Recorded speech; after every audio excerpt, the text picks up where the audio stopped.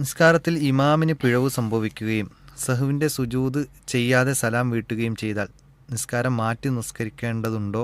രണ്ടാമത്തെ അതിനോട് ചേർത്തുള്ള ചോദ്യം, മഅ്മൂമിന് സലാം വീട്ടുന്നതിൻ്റെ മുമ്പായി കൊണ്ട് ആ സഹുവിൻ്റെ സുജൂദ് ചെയ്യാൻ പറ്റുമോ എന്നാണ്. ഇമാമ് ചെയ്തിട്ടില്ലെങ്കിൽ മഅ്മൂമിനെങ്കിലും ചെയ്യാൻ പറ്റുമോ എന്നുള്ളതാണ്. രണ്ട് ചോദ്യങ്ങളാണ് ഇവിടെ ചോദിച്ചിട്ടുള്ളത്.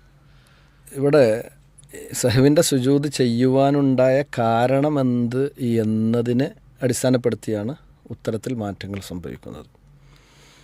അഥവാ ഇമാമിന് ഒരു റുക്കിനാണ് നഷ്ടപ്പെട്ടതെന്ന് വിചാരിക്കുക. നിസ്കാരത്തിൽ അതിൻ്റെ റുക്കിനുകളുണ്ട്, അതിൻ്റെ വാജിബാത്തുകളുണ്ട്, സുനനുകളുണ്ട്.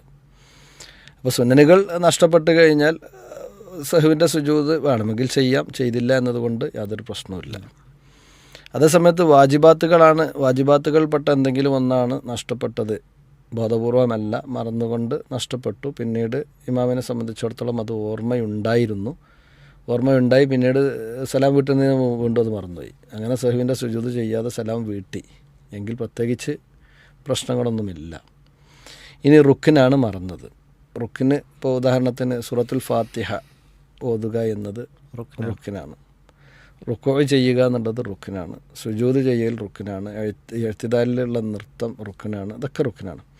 അപ്പോൾ രണ്ട് സുജൂദ് ചെയ്യുന്നതിന് പകരം ഒരാളൊരു സുജൂദ് ചെയ്തു, ഒരു സുജൂദ് ചെയ്തു, എന്നിട്ട് അദ്ദേഹം നേരെ ഖിയാമിലേക്ക് വന്നു, അതല്ലെങ്കിൽ അത്തഹിയാത്തിൽ ഇരുന്നു. ബാക്കിൽ നിന്ന് ഓർമ്മപ്പെടുത്തിയിട്ടും അദ്ദേഹത്തിന് ഓർമ്മ വന്നില്ല. മാത്രവുമല്ല സലാം വീട്ടി, സഹുവിൻ്റെ സുജൂദ് ചെയ്തതുമില്ല. സലാം വീട്ടിയ ഉടനെ തന്നെ മഅ്മൂമിങ്ങൾ അദ്ദേഹത്തെ അത് ഓർമ്മപ്പെടുത്തേണ്ടതുണ്ട്. ഓർമ്മപ്പെടുത്തിയിട്ടും അദ്ദേഹത്തിന് ഓർമ്മ വരുന്നില്ല എങ്കിൽ മഅ്മൂമിങ്ങൾ ആ റക്അത്ത് നഷ്ടപ്പെട്ടതായി പരിഗണിച്ച് അവർ ആ റക്അത്ത് തന്നെ പൂർത്തിയാക്കേണ്ടതുണ്ട്. അങ്ങനെ പൂർത്തിയാക്കിക്കൊണ്ട് അവർ സഹുവിൻ്റെ സുജൂദ് ചെയ്യുകയാണ് വേണ്ടത്. കാരണം ഇവിടെ ഈ റുക്കിന് നഷ്ടപ്പെട്ടതോടുകൂടി ആ റക്അത്ത് നഷ്ടപ്പെട്ടിട്ടുണ്ട്. എന്നാൽ ഇമാമിനെ സംബന്ധിച്ചിടത്തോളം അദ്ദേഹത്തിന് അത് ബോധ്യമാകാത്തത് കൊണ്ട് തന്നെ അദ്ദേഹത്തിൻ്റെ നിസ്കാരം സ്വഹിഹാണ്. അദ്ദേഹത്തിൻ്റെ ബോധ്യമായിട്ടില്ല, ഇവർ പറഞ്ഞിട്ടും എന്താണില്ല, ബോധ്യമാകുന്നില്ല എങ്കിൽ അദ്ദേഹത്തിൻ്റെ ബോധ്യത്തോടു കൂടെ നിൽക്കാം. കാരണം അൽ യഖീനു ലാ യസൂലു ബിശ്ശക്ക്, ബോധ്യം അതൊരിക്കലും തന്നെ സംശയം കാരണത്താൽ നീങ്ങുകയില്ല എന്നുള്ള നിലയ്ക്ക് തന്നെ ഇമാമിൻ്റെ ബോധ്യത്തെ തുടരാം. എന്നാൽ മഅ്മൂമിങ്ങളെ സംബന്ധിച്ചിടത്തോളം അവർക്ക് ബോധ്യമാണ് ഒരു റുക്കിന് നഷ്ടപ്പെട്ടിട്ടുണ്ട് എന്ന്. ഇനി വാജിബാത്തുകൾപ്പെട്ട ഏതെങ്കിലും ഒന്നാണ് നഷ്ടപ്പെട്ടത് എന്ന് പറഞ്ഞു കഴിഞ്ഞാൽ, ഇപ്പോൾ റുക്കോയിൽ നിന്ന് ഉയരുമ്പോൾ സമി അല്ലാഹു ലിമൻ ഹമിദ എന്ന് പറയാറുണ്ട്. അതുപോലെ തന്നെ സുജൂദിൽ നിന്ന് ഉയരുമ്പോൾ അല്ലാഹു അക്ബർ എന്ന് പറയുന്നു. അപ്പോൾ തക്ബീറത്തുൽ ഇഹ്റാമിന് പുറമേയുള്ള തക്ബീറുകൾ അതൊക്കെ വാജിബാത്തുകളുടെ കൂട്ടത്തിലാണ് എണ്ണിയിട്ടുള്ളത്. അതുപോലെ തന്നെ സുജൂദിലും റുക്കോയിലൊക്കെ ഉള്ള പ്രാർത്ഥനകൾ വാജിബാത്തുകളുടെ കൂട്ടത്തിലാണുള്ളത്. ഇതിൽപ്പെട്ട ഒന്നാണ് നഷ്ടപ്പെട്ടത്. ആ നഷ്ടപ്പെട്ടത് ബോധപൂർവമല്ല, മറന്നുകൊണ്ടോ അറിയാതെയോ ആണ്. മറ്റത് ഇത് ബോധപൂർവ്വം ഉപേക്ഷിച്ച് കഴിഞ്ഞാൽ ആ നിസ്കാരം ബാത്തിലാണ്, സഹുവിൻ്റെ സുജൂദ് കൊണ്ട് എന്താവില്ല, അത് പരിഗണിക്കപ്പെടുന്ന കാര്യമല്ല. അപ്പോൾ ഇങ്ങനത്തെ ഒരു വാജിബാത്ത് നഷ്ടപ്പെട്ടു, ഇമാമ് അത് മറന്ന് വീണ്ടും എന്താക്കി,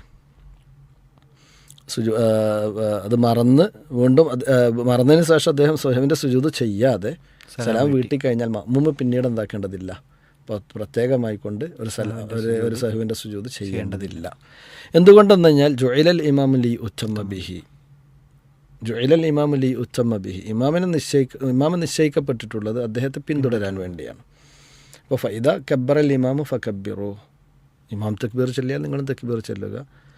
അതേപോലെ തന്നെ ഫൈദ റക്കഅൽ ഇമാമു ഫർക്കഉ, ഇമാമ് റുക്കൂ ചെയ്താൽ നിങ്ങളും റുക്കൂ ചെയ്യുക എന്നാണ് പറഞ്ഞത്. അപ്പോൾ ആ നിലയ്ക്ക് ഇമാമിനെ പിന്തുടരുകയാണ് വേണ്ടത്. ഇനി ഇത് പറയുമ്പോൾ തന്നെ നമ്മൾ മനസ്സിലാക്കേണ്ട മറ്റൊരു കാര്യം കൂടി, കാരണം ഇമാമ് 5ാമത്തെ റക്അത്തിലേക്ക് ഉയർന്നു, 4 റക്അത്തുള്ള ളുഹർ നിസ്കാരത്തിൽ 4 കഴിഞ്ഞ് 5ലേക്ക് ഉയർന്നു. മഅ്മൂമിനെ സംബന്ധിച്ചിടത്തോളം ഉറപ്പുണ്ട് ഇത് 5ലേക്കാണ് ഉയരുന്നത്. മഅ്മൂം സുബ്ഹാനല്ലാഹ് എന്ന് ഉറക്കെ പറഞ്ഞു.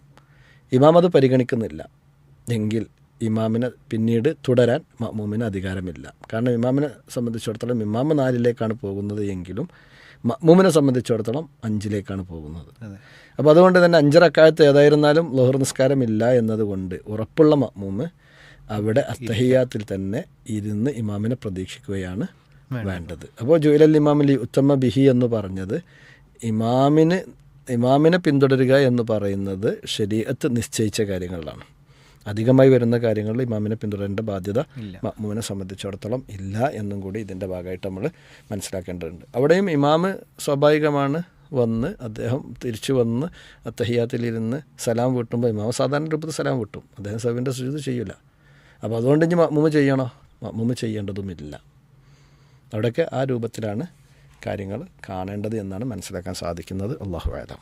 ജസാക്കല്ലാഹു ഖൈർ. ഇതിൽ ഉത്തരം പറഞ്ഞതിൽ പ്രധാനപ്പെട്ട ഒരു വിഷയം എന്നുള്ളത് വാജിബാണോ റുക്നാണോ എന്നുള്ളത് പ്രത്യേകം വേർതിരിച്ച് മനസ്സിലാക്കേണ്ടതുണ്ട്. ഏതാണ് നഷ്ടപ്പെട്ടത്, ഏതാണ് മറന്നുപോയത് എന്നുള്ളത് പ്രത്യേകം മനസ്സിലാക്കിയിട്ട് വേണം.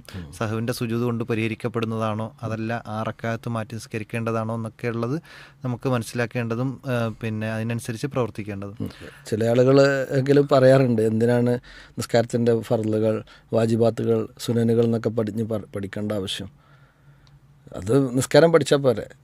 തക്ബീറത്തുൽ ഇഹ്റാമിൽ തുടങ്ങി സലാം വീട്ടുക, അതുവരെയുള്ള എല്ലാ കർമ്മങ്ങളും പഠിക്കുക. ഇതിന് എന്തിനാ വാജിബ് ഏതാണ്, റുക്കിന് ഏതാണ്, അല്ലെങ്കിൽ അതിൻ്റെ സുനൻ എന്താണെന്നൊക്കെ എന്തിനാ പഠിക്കേണ്ട ആവശ്യം? വിഷയം കൂടിയാണത്. അവിടെ മനസ്സിലാക്കേണ്ടത് റുക്കിനുകളിൽപ്പെട്ടൊരു കാര്യം അറിയാതെയാണെങ്കിലും മനഃപൂർവ്വമാണെങ്കിലും അതല്ലെങ്കിൽ അറിഞ്ഞുകൊണ്ടാണെങ്കിലും മനഃപൂർവ്വമാണെങ്കിലും ഒക്കെ ആരെങ്കിലും ഉപേക്ഷിച്ച് കഴിഞ്ഞാൽ ആ റുക്കിന് ഇല്ലാതെ നിസ്കാരം പൂർത്തിയാക്കി കഴിഞ്ഞാൽ ആ നിസ്കാരം ബാത്തിലാണ്. അത് ഉടനെ തന്നെ ഓർമ്മ വന്നു കഴിഞ്ഞാൽ അല്ലെങ്കിൽ ആരെങ്കിലും ഓർമ്മപ്പെടുത്തി കഴിഞ്ഞാൽ എന്താണ്, വീണ്ടും ആ ഭാഗം തിരിച്ചെടുക്കണം. അതല്ല, ഇനി ഓർമ്മ വരുന്നത് നിസ്കാരത്തിൽ നിന്നൊക്കെ വിരമിച്ച് കുറേ സംസാരങ്ങളും കാര്യങ്ങളൊക്കെ കഴിഞ്ഞതിന് ശേഷമാണ് ആ നിസ്കാരം വീണ്ടും നിസ്കരിക്കണം, സമ്പൂർണ്ണമായിട്ട് നിസ്കരിക്കണം.